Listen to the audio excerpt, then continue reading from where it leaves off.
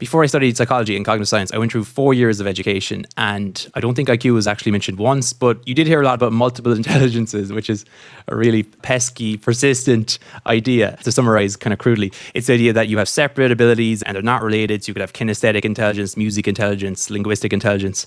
Multiple intelligences, as you say, comes from Howard Gardner. He published this theory in 1983 in a book called Frames of Mind.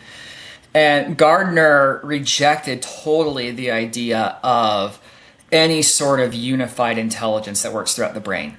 He originally proposed 7, and then later he added an 8th intelligence, and he has tentatively proposed a 9th. And he says these intelligences are completely and totally siloed and independent. His argument is that there are different biological components, there's different evolutionary components, there's different functional components, and they're just totally separate.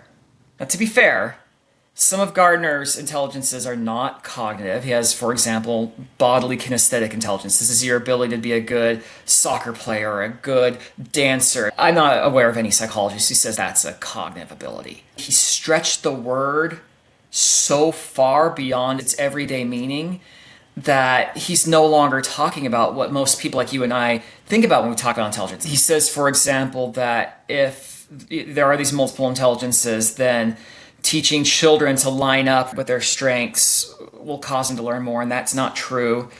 He also has suggested that there are academic benefits from training as many of the intelligences as possible, and that's